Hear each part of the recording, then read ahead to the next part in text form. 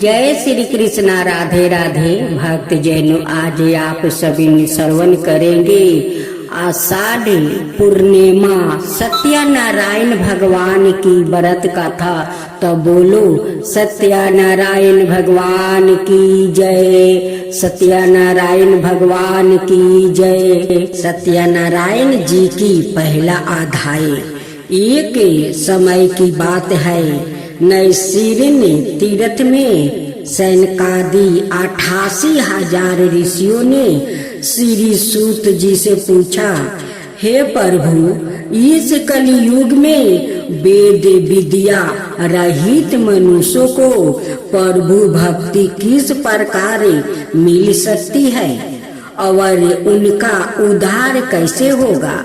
हे मुनि श्रेष्ठ, कोई ऐसा तप बताइए जिसे थोड़ा समय में ही पुण्य मिले और मनोवांछित फल भी मिल जाए।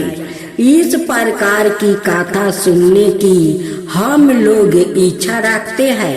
सभी शास्त्रों के गाता सूत जी बोले, हे वैष्णवों, मैं पूज्या आप सभी ने प्राणियों के हित की बात पूछी है, इसलिए मैं एक ऐसा श्रेष्ठ और व्रत के बारे में आप लोग को जरूर बताऊंगा, जिसके बारे में नारद जी ने लक्ष्मी नारायण जी से पूछा था और लक्ष्मीपति श्री हरि ने नारद जी से कहा था, अब आप भी इसे सुनिए।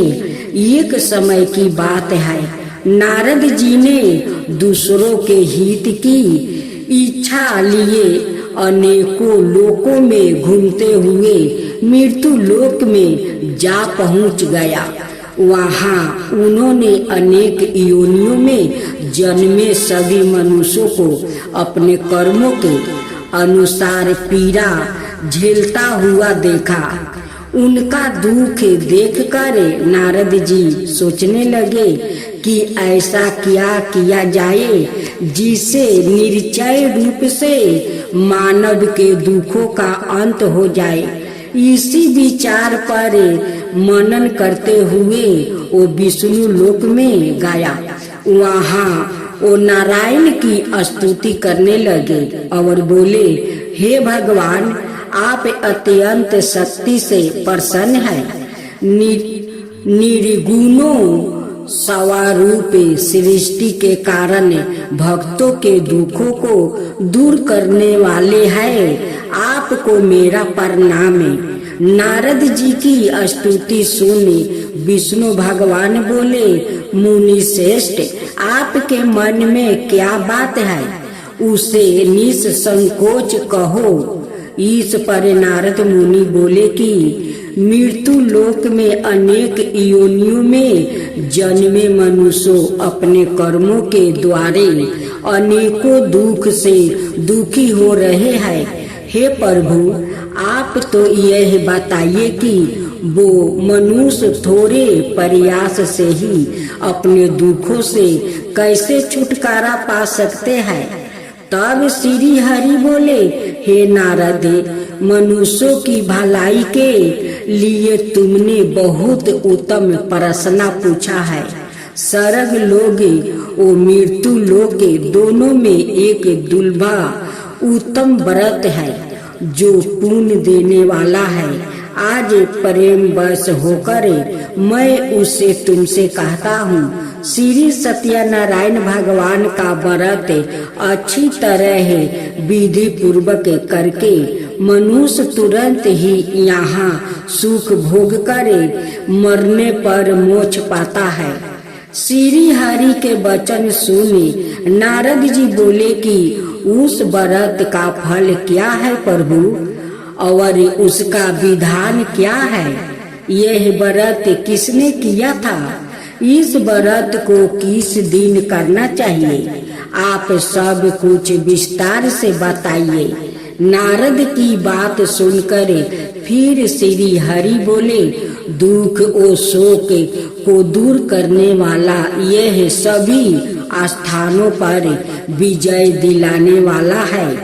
मानव को भक्ति वो श्रद्धा के साथ शाम को श्री सत्यनारायण की पूजा धर्म परायण होकर ब्राह्मणों वो बंधुओं के साथ करने से साथ ही यथाशक्ति अनुसार भक्ति भाव से भगवान का भोग लगाए, आरती गाए और ब्राह्मणों सहित बंधुओं को भी भोजन कराए। उसके बाद सवाए भोजन करे, कीर्तन भजन के साथ भगवान की भक्ति में लीन हो जाए। इस तरह से सत्यनारायण भगवान का यह व्रत करने पर मनुष्य की सारी इच्छाएं निश्चित रूप से पूरी होती है। इस कली काल अर्थ कलयुग में मृत्यु लोक में मोक्ष का यही एक सरल उपाय बताया गया है। श्रीमंद नारायण नारायण नारायण भज मन नारायण नारायण नारायण भज मन नारायण नारायण नारायण। श्री सत्यनारायण भगवान की जय। अब दूसरा अध्याय। श्री सत्या जी बोले, हे दिरजो, अब मैं पुण्य काल में जिसने इस सत्यनारायण व्रत को किया था उसे भली भांति विस्तार पूर्वक कहूँगा। रमणीया काशी नमक नगर में कोई अत्यंत निर्धन ब्राह्मण रहता था। भूख और प्यास से व्याकुल होकर वो प्रतिदिन पृथ्वी पर भटकता रहता था। ब्राह्मण प्रिया भगवान ने उस दुखी ब्राह्मण को देखकर वृद्धा ब्राह्मण का रूप धारण करके उस वृद्धा से आदर पूर्वक पूछा, हे वीरपा, प्रतिदिन अत्यंत दुखी होकर तुम किस लिए पृथ्वी पर भ्रमण करते रहते हो? हे वृद्धा श्रेष्ठ, यह सब बतलाओ, मैं सुनना चाहता हूँ। ब्राह्मण बोला, प्रभु, मैं अत्यंत दलिद्रता ब्राह्मण हूँ और भिक्षा के लिए ही पृथ्वी पर घूमता करता हूँ। यदि मेरी इस दलिद्रता को दूर करने का आप कोई उपाय जानते हो तो कृपा पूर्वक बतलाओ। वृद्धा ब्राह्मण बोला, हे ब्राह्मण देव, सत्यनारायण भगवान विष्णु अभीष्ट फल को देने वाले हैं। हे वीरबा, तुम उनका उत्तम व्रत करो, जिसे करने से मनुष्य सभी दुखों से मुक्त हो जाता है। व्रत के विधान को भी ब्राह्मण से यत्न पूर्वक कहकर वृद्धा ब्राह्मण रूपधारी भगवान विष्णु वही पर अंतर ध्यान हो गए। वृद्धा ब्राह्मण ने जैसे कहा, हाँ, उस व्रत को अच्छी प्रकार से वैसे ही करूँगा। यह सोचते हुए उस ब्राह्मण को रात में नींद नहीं आई। अगले दिन प्रातः काल उठकर सत्यनारायण का व्रत करूँगा, ऐसा संकल्प करके वो ब्राह्मण भिक्षा के लिए चल पड़ा। उस दिन ब्राह्मण को भिक्षा में बहुत सा धन प्राप्ति हुआ। उसी धन से उसने बंधुओं के साथ भगवान सत्यनारायण का व्रत किया। इस व्रत के प्रभाव से वो श्रेष्ठ ब्राह्मण सभी दुखों से मुक्ति होकर समस्त संपत्तियों से संपन्न हो गया। उस दिन से लेकर प्रत्येक महीने उसने यह व्रत किया। इस प्रकार भगवान सत्यनारायण के इस व्रत को करके वो श्रेष्ठ ब्राह्मण सभी पापों से मुक्त हो गया और उसने दुर्लभा मोक्ष पद को प्राप्ति किया। हे वीरबा, पृथ्वी पर जब भी कोई मनुष्य श्री सत्यनारायण का व्रत करेगा, उसी समय उसके समस्त दुख नष्ट हो जाएंगे। हे ब्राह्मणों, इस प्रकार भगवान नारायण ने महात्मा नारद जी से जो कुछ कहा मैंने वो सब आप लोग से कह दिया है। आगे अब और क्या कहूँ। हे मुनि, इस पृथ्वी पर उस ब्राह्मण से सुने हुए इस व्रत को किसने किया, हम वो सब सुनाना चाहते हैं। उस व्रत पर हमारी श्रद्धा हो रही है। श्री सूत जी बोले, मुनियों, पृथ्वी पर जिसने यह व्रत किया है उसे आप लोग सुनो। एक बार वो वृद्धा श्रेष्ठ अपनी धन संपत्ति के अनुसार बंधु बंधुओं और परिवार जनों के साथ व्रत करने के लिए उदित हुआ। इसी बीच एक लकड़हारा वहाँ आया और लकड़ी बाहर रख कर उस ब्राह्मण के घर गया। प्यास से व्याकुल वो उस ब्राह्मण को व्रत करता हुआ देखकर प्रणाम करके उसे बोला, प्रभु आप यह क्या कर रहे हैं? इसके करने से किस फल की प्राप्ति होती है? विस्तार पूर्वक मुझसे कहिए। बीरबा ने कहा, यह सत्यनारायण का व्रत है जो सभी मनोरथ को प्रदान करने वाले हैं। उसी के प्रभाव से मुझे यह सब महान धन धनाए आदि प्राप्ति हुआ है। जल पीकर और प्रसाद ग्रहण करके वो नगर चला गया। सत्यनारायण देव के लिए मन से ऐसे सोचने लगा कि आज लकड़ी बेचने से जो धन प्राप्ति होगा उसी धन से भगवान सत्यनारायण का श्रेष्ठ व्रत करूंगा। इस प्रकार मन में चिंतन करता हुआ लकड़ी को मस्तक पर रख कर उस सुंदर नगर में गया जहाँ धनी लोग रहते थे। उस दिन उसने लकड़ी का दोगुना मूल्य प्राप्ति किया। इसके बाद प्रसन्न हृदय होकर वो पके हुए केले का फल, सकरा, घी, दूध और गेहूं का चूरन सवाए मात्रा में लेकर अपने घर आया। तत्पश्चात उसने अपने बंधुओं को बुलाकर विधि विधान से भगवान श्री सत्यनारायण का व्रत किया। उस व्रत के प्रभाव से वो धन पुत्र से संपन्न हो गया और इस लोक में अनेक सुखों का भोग कर अंत में सतपुरी अर्थात वैकुंठ लोग चला गया। श्री मन नारायण नारायण नारायण भज मन नारायण नारायण नारायण भज मन नारायण नारायण नारायण। श्री सत्यनारायण भगवान की जय। सत्यनारायण भगवान की तीसरा अध्याय। सूत जी बोले, हे श्रेष्ठ मुनियों, अब आगे की कथा कहता हूँ। पहले समय में उल्लेख मुख नाम का एक विद्यमान राजा था। वो सत्य भक्त का जितेंद्रिया था। प्रतिदिन देव स्थानों पर जाता और निर्धनों को धन देकर उनके कष्ट दूर करता था। उसकी पत्नी कमल के समान मुख वाली और सती साध्वी थी। भद्राशिला नदी के तट पर उन्हें दोनों ने श्री सत्यनारायण भगवान का व्रत किया। उसी समय साधु नाम का एक वैश्या आया।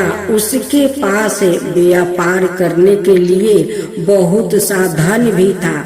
राजा को व्रत करते देखकर वो विनय के साथ पूछने लगा, हे राजन, भक्ति भाव से पूर्ण होकर आप यह क्या कर रहे हैं? मैंने सुनने की इच्छा रखता हूँ, तो आप कृपा करके मुझे बताइए। राजा बोला, मैं अपने बंधुओं के साथ पुत्रादि की प्राप्ति के लिए श्री सत्यनारायण भगवान का व्रत और पूजन कर रहा हूँ। राजा के वचन सुन साधु आदर से बोला, हे राजन, मुझे इस व्रत का सारा विधान कहिए, मैं भी इस व्रत को करूँगा। मेरी भी संतान नहीं है और इस व्रत को करने से निश्चित रूप से मुझे संतान की प्राप्ति होगी। राजा से व्रत का सारा विधान सुने व्यापार से निश्चिंत हो वो अपने घर गया। साधु ने अपनी पत्नी को संतान देने वाले इस व्रत का वर्णन कह सुनाया और कहा कि जब मेरी संतान होगी तब मैं इस व्रत को करूँगा। साधु ने इस तरह के वचन अपनी पत्नी लीलावती से कहे। एक दिन लीलावती पति के साथ आनंदित हो सांसारिक धर्म में परिभीत होकर सत्यनारायण भगवान की कृपा से गर्भवती हो गई। 10वें महीने में उसके गर्भ से एक सुंदर कन्या ने जन्म लिया। माता पिता ने अपनी कन्या का नाम कालावती रखा। एक दिन कालावती के माँ लीलावती ने अपने पति को याद दिलाई कि अपने सत्यनारायण भगवान के जिस प्रकार को करने का संकल्प किया था उसे करने का समय आ गया है। आप इस व्रत को करिए। साधु बोला कि हे प्रिया, इस व्रत को मैं उसके विवाह पर करूँगा। इस प्रकार अपनी पत्नी को आश्वासन देकर वो नगर को चला गया। साधु ने एक बार नगर में अपनी कन्या को सखियों के साथ देखा तो उसने लगा कि उसकी कन्या अब विवाह योग्य हो गई है और उसने कन्या के योग वर ढूंढना शुरू कर दिया। एक दिन साधु की बात को ध्यान में रखते हुए एक नगर में पहुंच गया और वहां देखभाल कर लड़की के सुयोग्य मानिक पुत्र को ले आया। सुयोग्य लड़के को देखे साधु ने बंधुओं को बुलाकर अपनी पुत्री का विवाह करवा दिया।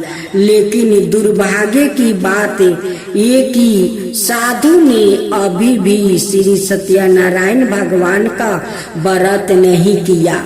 इस पर श्री सत्यनारायण भगवान क्रोधित हो गया और श्राप दिया।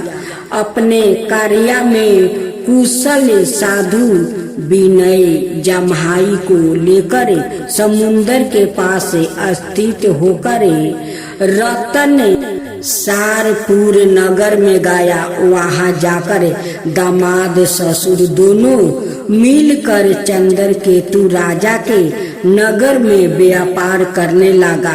एक दिन भगवान सत्यनारायण की माया से एक चोर राजा का धन चुराकर भाग रहा था।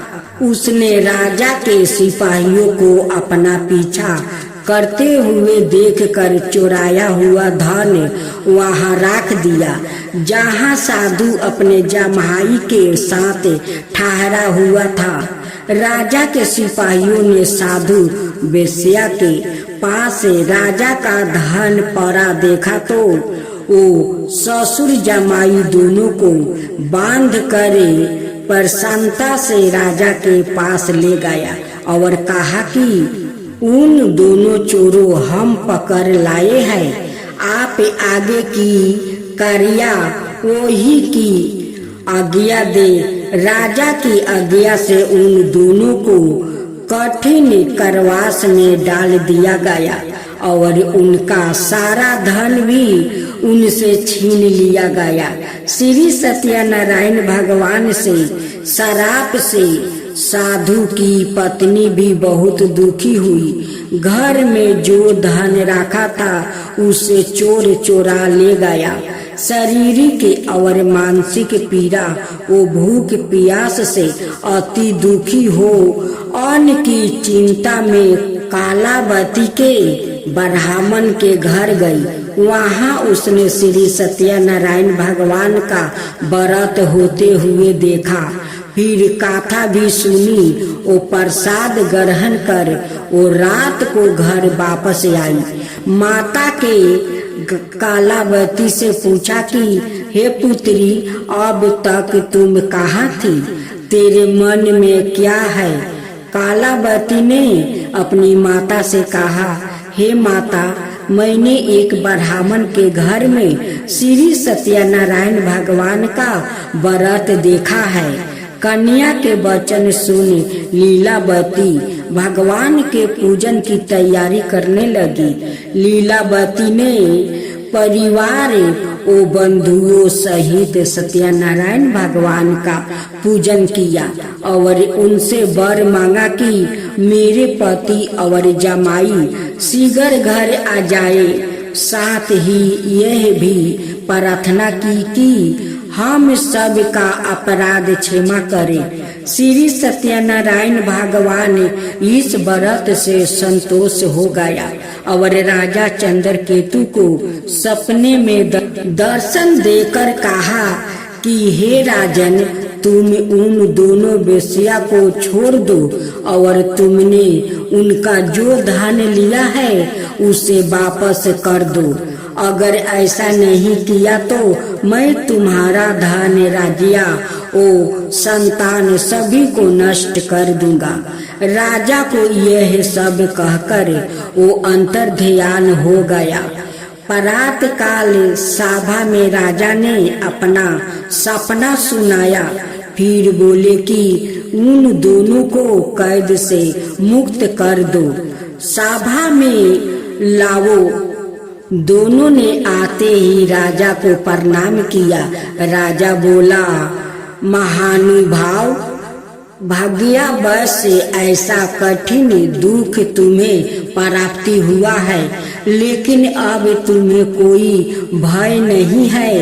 ऐसा कह राजा ने उन दोनों को नए वस्तु भूषण भी पहनाया और जितना धन उनका लिया था उससे दोगुना धन वापस कर दिया। दोनों वेश्या अपने घर को चल दी।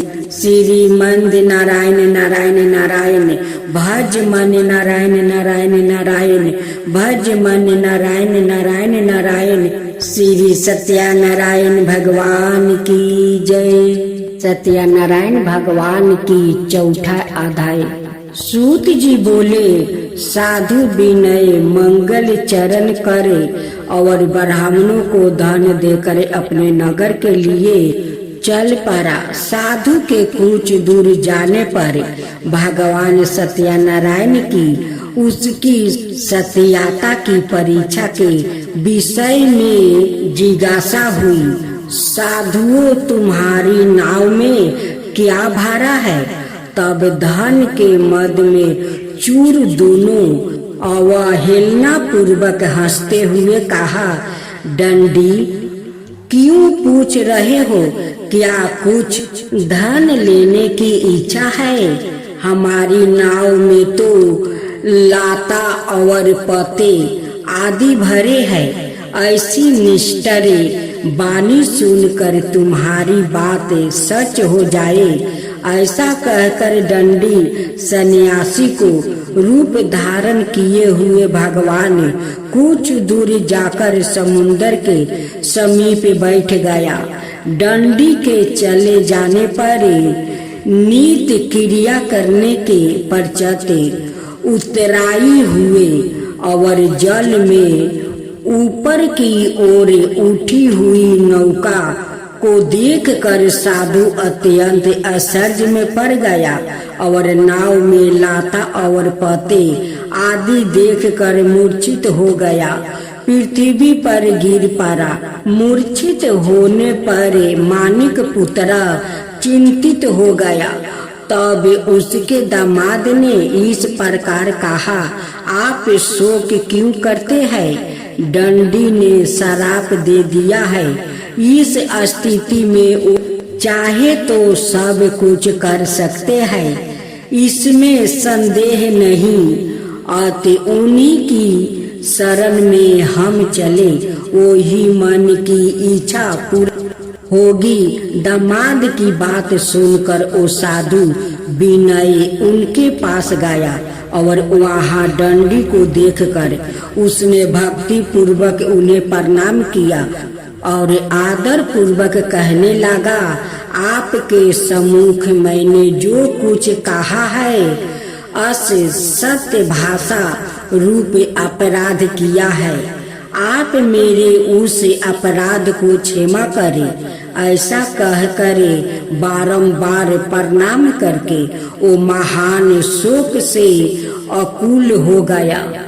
डंडी ने उसे रोता हुआ देखकर कहा, हे मूर्खे, रोवो मत, मेरी बात सुनो। मेरी पूजा से उदासीनी होने के कारण और मेरी आज्ञा से ही तुमने बारंबार दुख प्राप्ति किया है। भगवान की ऐसी वाणी सुनकर वो उनकी स्तुति करने लगा। साधु ने कहा, हे प्रभु, ये आश्चर्य की बात है कि आपकी माया से मोहित होने के कारण ब्रह्मा आदि देवता भी आपके गुणों और रूपों को यथावत रूप से नहीं जान पाते। फिर मैं मूर्ख आपकी माया से मोहित होने के कारण कैसे जान सकता हूँ? आप प्रसन्न हो, मैं अपने धन संपत्ति के अनुसार आपकी पूजा करूँगा। मैं आपकी शरण में आया हूँ। मेरा जो नौका में स्थित पूरा धन था उसकी और मेरी रक्षा करो। उस विनय की भक्ति युक्त वाणी सुनकर भगवान जनार्दन संतोष हो गए। भगवान हरि उसे अभीष्ट वर प्रदान करके वो ही अंतर्ध्यान हो गए। उसके बाद वो साधु अपनी नौका में चढ़ा और उसे धन धनाय से परिपूर्ण देखकर भगवान सत्यादेव की कृपा से हमारा मनोरथ सफल हो गया। ऐसे कहकर अश्वजनों के साथ उसने भगवान की विधिवत पूजा की।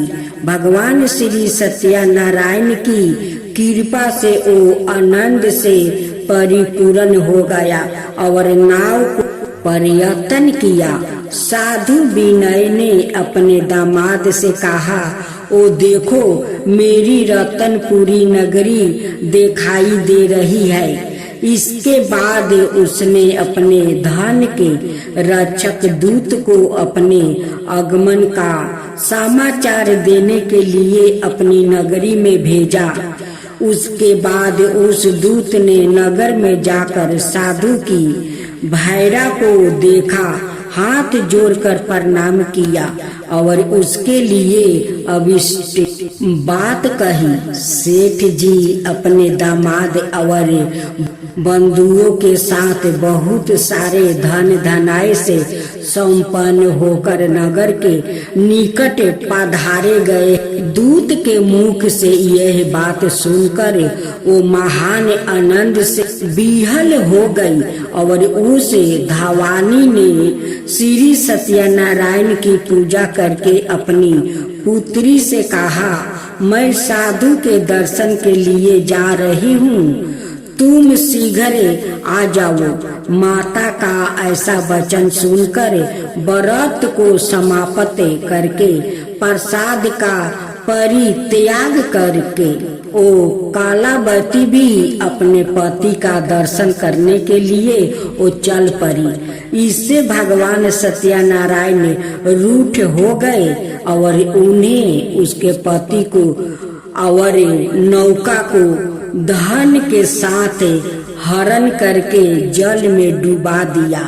इसके बाद कालावती कन्या अपने पति को ना देखकर महान शोक से रोदन करती हुई पृथ्वी पर गिर पड़ी। नाव का अदृच हुआ देखकर कन्या को अत्यंत दुखी देखे भयभीत मन से साधु विनय से सोचा, यह क्या आश्चर्य हो गया। नाव का संचालन करने वाले भी सभी चिंतित हो। तदंतर ओ लीलावती भी कन्या को देखकर विहल हो गई और अत्यंत दुख से विलाप करती हुई अपने पति से इस प्रकार बोली, अभी अभी नौका के साथ वो कैसे अलोपित हो गया। ना जाने किस देवता की उपेक्षा से वो नौका हरण कर ली गई है, अथवा श्री सत्यनारायण का महात्मा कौन जान सकता है। ऐसा कहकर अश्वजनों के साथ विलाप करने लगी और कालावती कन्या को गोद में लेकर रोने लगी। कालावती कन्या भी अपने पति के नष्ट हो जाने पर दुखी हो गई और पति पटुका लेकर उनका अनुगमन करने के लिए उसने मन में निश्चय किया। कन्या के इस प्रकार के आचरण को देखे भैरा सहित ओ धर्मात्मा साधु विनय अत्यंत शोक संताप हो गया और सोचने लगा, यह तो भगवान सत्यनारायण ने यह अपहरण किया है, अथवा हम सभी भगवान सत्यादेव की माया से मोहित हो गया है। अपनी धन शक्ति के अनुसार मैं भगवान श्री सत्यनारायण की पूजा करूंगा।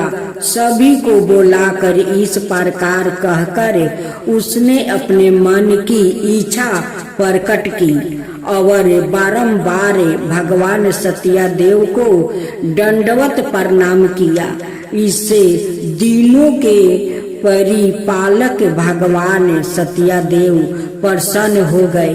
भक्त वत्सल भगवान ने कृपा पूर्वक कहा, तुम्हारी कन्या प्रसाद छोड़कर अपने पति को देखने चली आई है। निश्चय ही इसी कारण उसका पति अदृच हो गया है।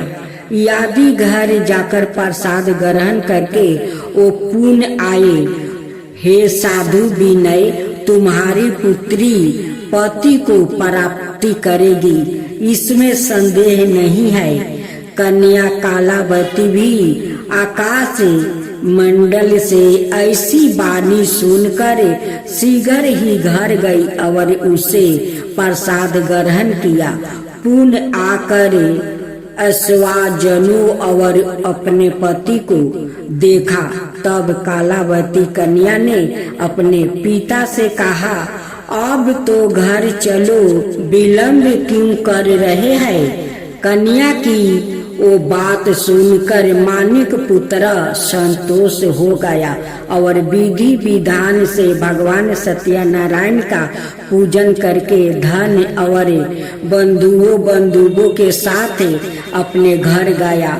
तदंतर पूर्णिमा और संक्रांति पर्वों पर भगवान सत्यनारायण का पूजन करते हुए इस लोक में सुख भोग कर अंत में वो वैकुंठ लोक में चला गया।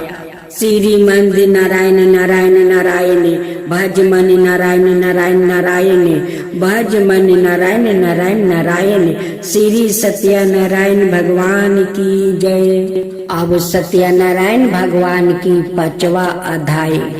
श्री सूत जी बोले, श्रेष्ठ मुनियों, अब इसके बाद 5वां कथा कहूँगा, आप लोग सुनो। अपनी प्रजा का पालन करने में तत्पर तंग ध्वज नामक एक राजा था। उसने सत्यदेव के प्रसाद का परित्याग करके दुख प्राप्ति किया। एक बार वो वन में जाकर वहाँ बहुत से पशुओं का मार कर बट वृक्ष के नीचे आया। वहाँ उसने देखा कि गोपगण बंधु बंधुओं के साथ संतोष होकर भक्ति पूर्वक भगवान सत्यदेव की पूजा कर रहे हैं। राजा यह देखकर भी हंकार बस ना तो वहाँ गया और ना उसे भगवान सत्यनारायण को प्रणाम किया।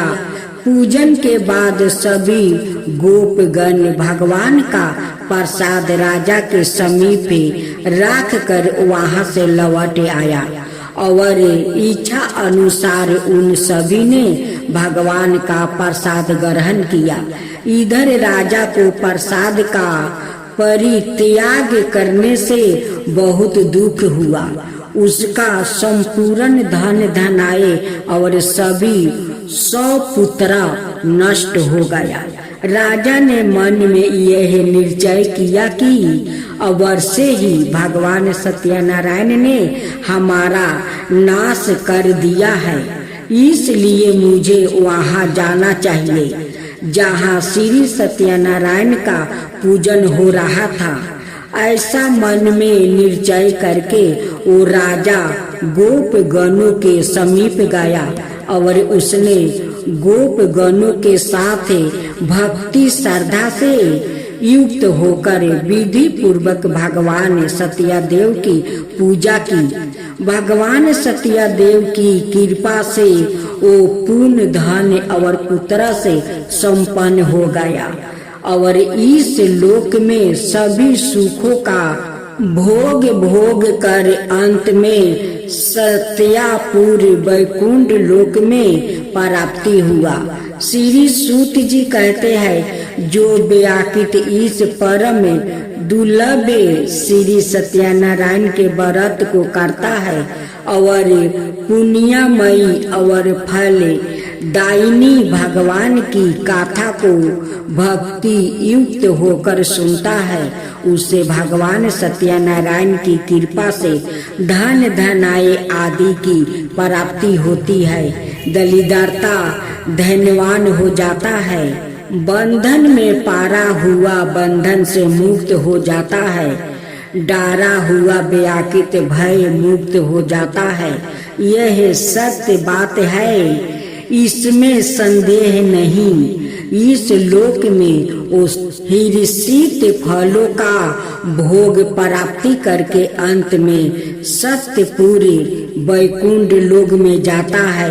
हे ब्राह्मणों, इस प्रकार मैंने आप लोगों से भगवान सत्यनारायण के व्रत को कहा है, जिसे करके मनुष्य सभी दुखों से मुक्त हो जाता है। कलयुग में तो भगवान सत्यदेव की पूजा विशेष फल प्रदान करने वाली है।